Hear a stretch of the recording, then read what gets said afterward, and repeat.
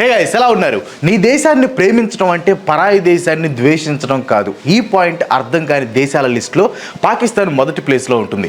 ఇండియాకి పాకిస్తాన్కి పడదు, ఇది అందరికీ తెలుసు. ఇండియా దీన్ని పెద్దగా పట్టించుకోదు. కానీ పాకిస్తాన్ మాత్రం ఛాన్స్ దొరికిన ప్రతిసారి ఇండియా మీద విషం కక్కుతూనే ఉంటుంది. అండ్ ఇప్పుడు కూడా అదే జరిగింది. కాకపోతే ఈసారి జస్ట్ ఇండియా మీద విషం కక్కడమే కాదు, ఇండియాలో మేజర్ రిలీజియన్ అయిన హిందూయిజం మీద కూడా పాకిస్తాన్ కామెంట్ చేసింది. సో అసలు ఏం జరిగింది?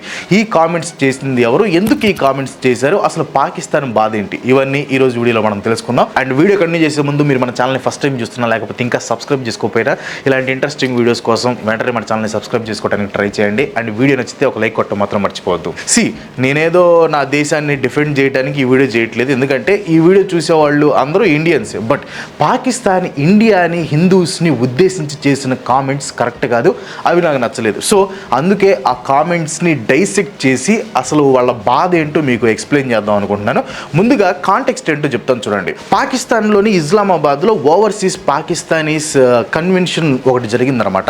ఓవర్సీస్లో ఉంటున్న పాకిస్తానీస్ అందరినీ ఈ కన్వెన్షన్కి ఇన్వైట్ చేసి పాలసీ డెవలప్మెంట్ గురించి, ఫారిన్ ఇన్వెస్ట్మెంట్స్ గురించి, పాకిస్తాన్లో జరిగే ఇష్యూస్ని అడ్రస్ చేయడం కోసం ఈ కన్వెన్షన్ని ఏర్పాటు చేశారు. సో ఈ ఆర్మీ చీఫ్స్ని పిలవరు, ఒకవేళ పిలిచినా కానీ వాళ్ళు ఎంత పెద్ద స్పీచ్ ఇవ్వరు. ఒకవేళ ఇచ్చినా కూడా ఆర్మీ గురించి, ఆర్మీ అచీవ్మెంట్స్ గురించి మాట్లాడతారు తప్ప ఈ అసీం మునీర్ లాగా ఏది పడితే అది మాట్లాడరు. అఫ్ కోర్స్ అతను ఏం మాట్లాడాడో నేను వీడియోలో తర్వాత చెప్తాను. సో నా క్వశ్చన్ ఏంటంటే, పాకిస్తాన్ ప్రైమ్ మినిస్టర్ షహబాజ్ షరీఫ్ లేదా పాకిస్తాన్ ప్రెసిడెంట్ ఆసిఫ్ అలీ జర్దారీ మాట్లాడాలి, వీళ్ళిద్దరు కాకుండా పాకిస్తాన్ ఆర్మీ చీఫ్ ఎందుకు మాట్లాడినట్టు? ఎందుకంటే పాకిస్తాన్లో ప్రైమ్ మినిస్టర్, ప్రెసిడెంట్ అనేవాళ్ళు జస్ట్ పేరుకు ఉంటారు, మొత్తం కథ నడిపేది ఆర్మీనే.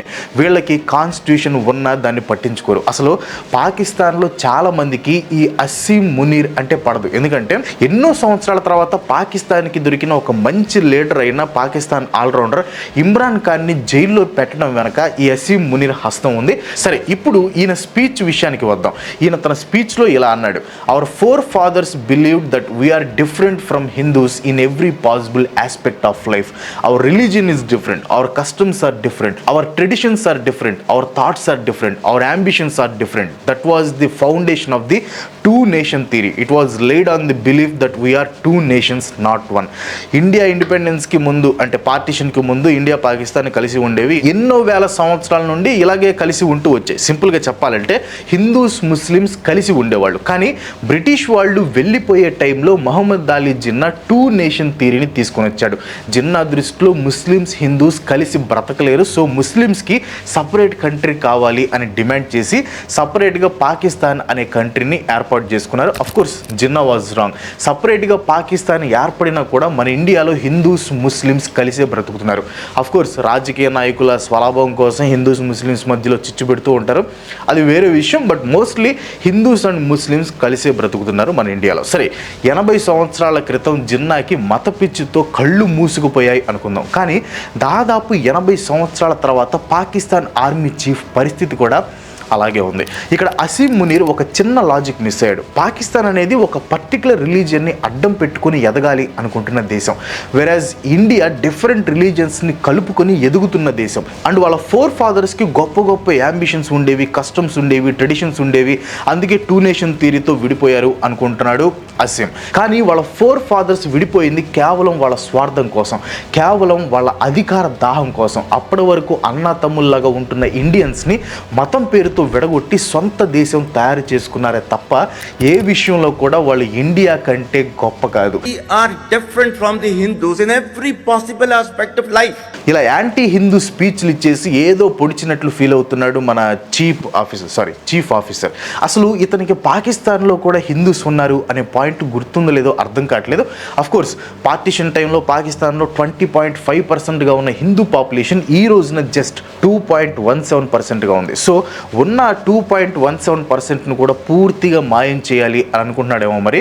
మైక్ పట్టుకొని ప్రపంచం మొత్తం చూస్తూ ఉండగా ఇలా యాంటీ హిందూ రిమార్క్స్ చేశాడు. కానీ ఒక్క విషయంలో మాత్రం అసీం మునీర్ కరెక్ట్గా మాట్లాడాడు. అదేంటంటే we are totally different. Yes, Indians, Pakistanis are totally different. మనం ఐఫోన్లు, ల్యాప్టాప్లు ఎక్స్పోర్ట్ చేస్తుంటే పాకిస్తాన్ ఉగ్రవాదుల్ని ఎక్స్పోర్ట్ చేసుకుంటుంది. మనం స్పేస్లోకి మనుషుల్ని పంపడానికి ట్రై చేస్తుంటే పాకిస్తాన్ సౌదీ అరేబియాకి బెగ్గర్స్ని అంటే అడుక్కునే వాళ్ళని పంపిస్తుంది. ఇండియా లో ఇన్కమ్ కంట్రీస్కి ఎయిడ్ ఇస్తూ హెల్ప్ చేస్తూ ఉంటే పాకిస్తాన్ అప్పుల కోసం ప్రతి దేశం దగ్గర చెయ్యి చాపుతుంది.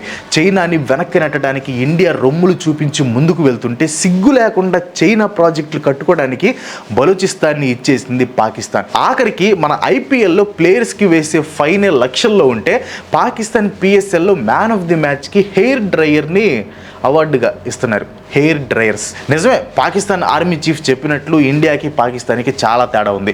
My dear brothers and sisters and sons and daughters, please don't forget the story of Pakistan and don't forget to narrate the story of Pakistan to your next generation so that their bond with Pakistan never weakens. Whether it is the third generation or the fourth generation or the fifth generation, they know that Pakistan is for them. ఇది అసీం చెప్పిన ఇంకో point. Okay, రాబోయే జనరేషన్స్కి తమ దేశ చరిత్ర గురించి నేర్పించడంలో ఎటువంటి తప్పు లేదు, ఐ టోటల్లీ అగ్రీ. కానీ మనం ఇక్కడ మాట్లాడుకుంటుంది పాకిస్తాన్ గురించి. వీళ్ళ నరాల్లో ఇండియా మీద ద్వేషం ఉంటుంది. ఆ ద్వేషాన్ని రాబోయే తరాలకి కూడా ఎక్కించడని చెప్తున్నాడు ఈ స్పీచ్లో.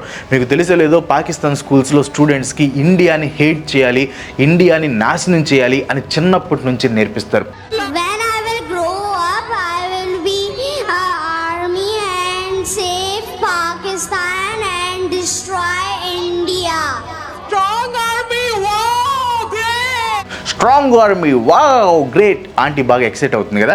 సో అసీంకి ఇండియాతో మంచి రిలేషన్షిప్ మెయింటైన్ చేసే ఉద్దేశం లేనే లేదు అని ఈ స్పీచ్లో క్లియర్గా అర్థమైంది. అసీం తన స్పీచ్లో పాకిస్తాన్ ఐడియాలజీ గురించి మాట్లాడాడు. తమ గొప్ప ఐడియాలజీతో పాకిస్తాన్ ప్రపంచంలో ఉన్న ముస్లిమ్స్ అందరినీ కాపాడుతుంది అనే రేంజ్లో బిల్డప్ ఇచ్చాడు అనమాట. ఇన్ఫ్యాక్ట్ గాజా అండ్ పాలస్తీన్లో ఉన్న ముస్లిమ్స్ గురించి కూడా అసీం మాట్లాడాడు. సరే, నిజంగా అంత గొప్ప ఐడియాలజీ ఉన్నప్పుడు, ఇతర దేశాల్లోని ముస్లిమ్స్ మీద అంత ప్రేమ ఉన్నప్పుడు, గాజా అండ్ పాలస్తీన్లో ఉన్న ముస్లిమ్స్కి హెల్ప్ అయ్యేలా ఎంతో కొంత మిలిటరీ అసిస్టెన్స్ ఇచ్చి ఉండొచ్చు కదా. ఇవ్వలేదు. ఎందుకంటే వీళ్ళ దేశంలో మిలిటరీ అసిస్టెన్స్ ప్రొవైడ్ చేయటమే వీళ్ళకి సరిగ్గా చేత కాదు. ఇంకా వేరే దేశాలకి ఏమి అసిస్టెన్స్ ఇస్తారు చెప్పండి. అది ఎలా ఉందంటే, మన ఫ్రెండ్ వాడు ఉంటాడు, రోజు డక్అవుట్ అవుతూ ఉంటాడు. అలా డక్అవుట్ అయ్యే మన ఫ్రెండ్ని, అరే మామ ఈరోజు నువ్వు సెంచరీ కొట్టి మన టీంని గెలిపించాలరా అని అడిగినట్టుండిద్ది అనమాట. అసలు ఈ స్పీచ్లో నాకు నవ్వు వచ్చిన పాయింట్ ఏంటంటే, అసీం ఇండియన్ ఆర్మీ మీద కామెంట్ చేయటం అనమాట. మీకు గుర్తుండే ఉంటుంది, రీసెంట్గా Balochistan liberation army Pakistan train మీద అటాక్ చేసి ఆ ట్రైన్ని హైజాక్ చేస్తుంది. దీని గురించి నేను ఒక వీడియో కూడా చేశాను. సో ఈ బలూచిస్తాన్ ఆర్మీ గురించి మాట్లాడుతూ అసీం ఇండియన్ ఆర్మీ మీద కామెంట్ చేశాడు. అసీం ఏమన్నాడంటే, 1.3 మిలియన్ పర్సనల్ ఉన్న ఇండియన్ ఆర్మీనే మనల్ని భయపెట్టలేకపోయింది. 1500 మంది ఉన్న బలూచిస్తాన్ ఉగ్రవాదులు పాకిస్తాన్ని ఏం చేయలేరు, పాకిస్తాన్ ఉగ్రవాదుల్ని వెంటాడి పట్టుకుంటాం అని అసీం అన్నాడు. నిజంగా ఆ 1.3 మిలియన్ ఆర్మీ తలుచుకుంటే ఏమవుతుందో ప్రపంచం మొత్తానికి తెలుసు. పాకిస్తాన్కి ఇంకా బాగా తెలుసు. కార్గిల్ వార్ దానికి బెస్ట్ ఎగ్జాంపుల్. సరే, ఇండియాది 1.3 మిలియన్ పర్సనల్ ఉన్న ఆర్మీ ఏం చేయలేదు అన్నారు. మరి జైష్ అండ్ నెట్వర్క్ లాంటి మిలిటెంట్ గ్రూప్స్ని కలుపుకొని పాకిస్తాన్ తమ ఆర్మీని లెక్క వేసుకుంటుంది కదా. ఎంత పెద్ద ఆర్మీ ఉన్న కంట్రీలో మినిమం సేఫ్టీ కూడా ఎందుకు ఉండట్లేదు? ఎందుకంటే వీళ్ళ ఆర్మీని నడిపించేది ఈ మిలిటెంట్ గ్రూప్సే. సో స్పెషల్గా 1.3 మిలియన్ పర్సనల్ ఉన్న ఇండియన్ ఆర్మీ పాకిస్తాన్ని భయపెట్టాల్సిన పని లేదు. బయటికి కనిపించకుండా వాళ్ళ ఆర్మీలో భాగంగా ఉండే ఈ మిలిటెంట్ గ్రూప్సే పాకిస్తాన్ని భయపెడుతున్నాయి. పాకిస్తాన్ అండ్ కాశ్మీర్, ఇన్స్టాలో వచ్చే నిబ్బి లవ్ రీల్స్ లాంటివి అనమాట. మనకి చిరాకు వస్తుంది వద్దురా బాబు అన్నా కానీ పదే కనిపిస్తూ ఉంటాయి. సేమ్ ఈ స్పీచ్లో కూడా కనిపించాయి అనమాట. అన్ని మాట్లాడుతున్నా కదా, పనిలో పని కాశ్మీర్ గురించి కూడా ఒక రాయి వేద్దాం అని అనుకున్నట్టున్నాడు Asim. No power in the world could separate Kashmir from Pakistan. Kashmir is the jugular vein of Pakistan అంటూ అల్టిమేటం పాస్ చేశాడు అనమాట. It was our jugular vein. It is our jugular vein. We will not forget it. And we will not leave our Kashmiri brethren. So ఇక్కడ క్లియర్గా అర్థమవుతుంది, కాశ్మీర్ ఇష్యూలో ఇండియాతో ఒక ఒప్పందానికి వచ్చే ఆలోచన పాకిస్తాన్కి లేదు అని. అండ్ రీసెంట్గా యునైటెడ్ నేషన్స్లో జరిగిన పీస్ మేకింగ్ డిబేట్లో పాకిస్తాన్కి ఇండియా చివాట్లు పెట్టింది. పదే ఇండియా మీద ఇల్లీగల్ క్లెయిమ్స్ చేయొద్దు అని గట్టిగా చెప్పింది. అది గుర్తుపెట్టుకుంటే అసీం కాశ్మీర్ మీద ఈ కామెంట్స్ చేసేవాడు కాదు. ఇప్పుడు ఇండియా కూడా పాకిస్తాన్ లాగా తలా తోకాలేని దేశం అనుకోండి. కాశ్మీర్ మా జాగ్లర్ వెయిన్ అని అసీం అన్నదానికి ఆ జాగ్లర్ వెయిన్ని కోసి పడేస్తాం అని అనొచ్చు. కానీ అసీం చెప్పినట్లు ఇండియాకి పాకిస్తాన్కి చాలా తేడా ఉంది. సో అందుకే ఇండియా చాలా పద్ధతిగా కౌంటర్ ఇచ్చింది. అసలు మీది కానీ కాశ్మీర్ మీకు జాగులర్ వెయిన్ ఎలా అవుతుంది? జమ్మూ అండ్ కాశ్మీర్ అనేది ఇండియాకి చెందిన యూనియన్ టెరిటరీ. పాకిస్తాన్కి కాశ్మీర్తో ఏదైనా సంబంధం ఉందంటే అది వాళ్ళ ఇల్లీగల్గా ఆక్యుపై చేసుకున్న కాశ్మీర్ని వదిలివేయటం మాత్రమే అని ministry of external affairs spokes person Randhir Jaiswal గారు అన్నారనమాట. నిజమే కదా, ఇల్లీగల్గా ఆక్యుపై చేసుకొని కాశ్మీర్ మా జాగులర్ వెయిన్ అంబ్లికల్ కార్డ్ అంటే కాశ్మీర్ వాళ్ళది అయిపోదు కదా. Asim Munir is an out right Islamic chief. అతనికి పాకిస్తాన్ డెవలప్మెంట్తో సంబంధం లేదు. అతనికి ఇండియాని అనగదొక్కటం ఇంపార్టెంట్. దానికోసం మతాన్ని అడ్డం పెట్టుకుంటున్నాడు. స్పీచ్లో Pakistan is already risen, you should see how fast it's rising అని అన్నాడు Asim. It's not a question of when will Pakistan rise. It is no more a question. Pakistan has already started rising. The question is how fast and how quickly can you rise? ఇప్పుడు పిల్లి కళ్ళు మూసుకొని పాలు తాగుతూ ఎవరు తనని చూడలేదు అనుకుంటుంది కదా. అసలు పాకిస్తాన్ ఎంత దరిద్రంలో ఉందంటే మాటల్లో చెప్పలేవు. అన్ఎంప్లాయ్మెంట్, ఎకనామిక్ క్రైసిస్, ఇన్ఫ్లేషన్ పాకిస్తాన్ని చుట్టుముట్టేశాయి. పాకిస్తాన్ పాపులేషన్లో 40% మంది పావర్టీలో అంటే పేదరికంలో బ్రతుకుతున్నారు. వీళ్ళ నేషనల్ డెట్ వచ్చేసి $223.86 బిలియన్. ఇవన్నీ ఫిక్స్ చేయడం చేత కాదు. చేతకాని టైంలో పాకిస్తాన్ ప్రజలు మైండ్ డైవర్ట్ చేయాలంటే ఏం చేయాలి? కామన్ ఎనిమీ అయినా ఇండియాని టార్గెట్ చేయాలి, కాశ్మీర్ మ్యాటర్ సీన్లోకి తీసుకొని రావాలి. అసీం మునీర్ ఎగ్జాక్ట్గా ఇదే చేశాడు. ఇప్పుడు మన ఫ్యామిలీ ఫంక్షన్స్లో ఫుడ్ రెడీ అవుతున్న టైంలో ఒక అంకుల్ ఏదో ఒకటి మాట్లాడాలని నోటుకు వచ్చింది మాట్లాడుతూ ఉంటాడు కదా.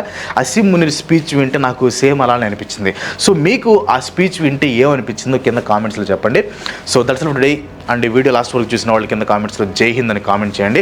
ఈ వీడియో మీకు నచ్చితే ఒక లైక్ కొట్టి మీ ఫ్రెండ్స్ అండ్ ఫ్యామిలీకి షేర్ చేయండి. ఇలాంటి వీడియోస్ రెండు నాకు సపోర్ట్ చేయాలనుకుంటే వెంటనే మన ఛానల్కి సబ్స్క్రైబ్ చేసుకోండి. ఇంకో మంచి ఎపిసోడ్తో మళ్ళీ కలుసుకుందాం. అందరికి సెలవు. Bye bye.